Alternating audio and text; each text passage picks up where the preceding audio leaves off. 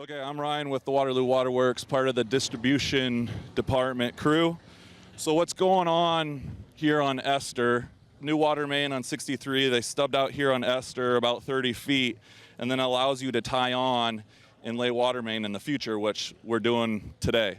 So currently there's no water main heading down Esther here. Our project today and for the next 2 to 3 weeks is laying 6-inch ductile iron water pipe with poly wrap. So the blue is the poly wrap that helps protect the outside of the pipe from corrosion. So you get longer life out of your water main that you're putting in. And then there's also, he's tying in the tracer wire right now that will go with the pipe itself so we can hook up to it and trail it out in the future for if anyone else excavates around it. We can locate that a lot easier. We're currently starting here at Logan. We're heading east to Boston. The whole project is roughly 1,100 feet.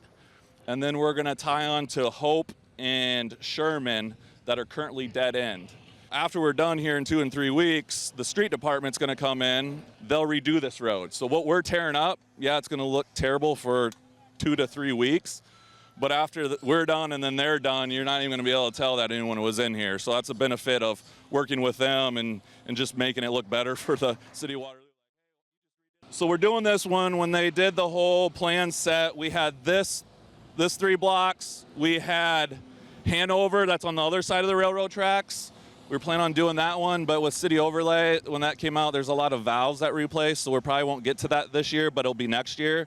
But we are looking at doing 3 short blocks off of Kimball on Hawthorne, Forest, and Byron.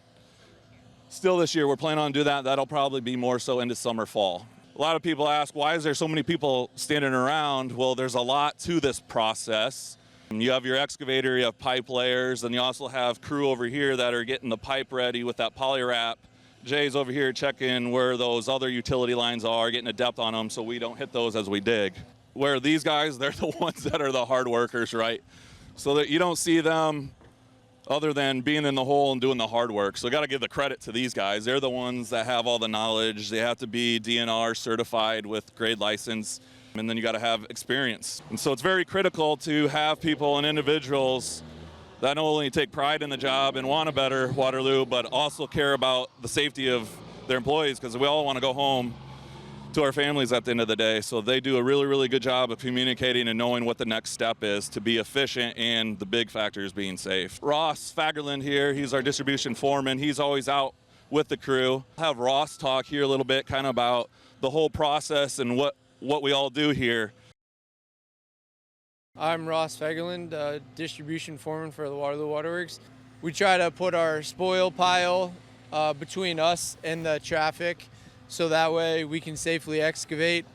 And then as we begin to lay main, we will start to backfill. We'll tamp the material that was removed so that we can get as much natural compaction as we had before we started.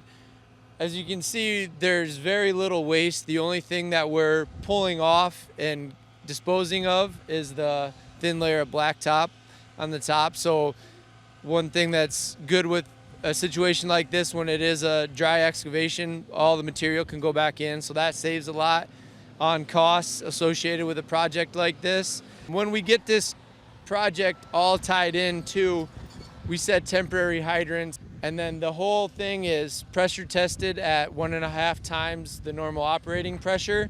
And then we also run a series of bacteria samples. So all of that is done before anything is completed and tied in. So customers can ensure that everything has been tested. It's safe. When we make the final tie-ins, everything is good to go. So that is all done before anything is connected. The only time that customers will be affected are the days when we actually make the tie-ins at Hope and Sherman. Otherwise, they will not be affected other than the road closure here. And as we travel down the road, we will close it at that end and open it back up at this end. Yeah, every night when we get finished for the night, we will have the road back open for traffic for the night, and then close it again in the morning, and then continue our work. But every night, the intersection will be open. So.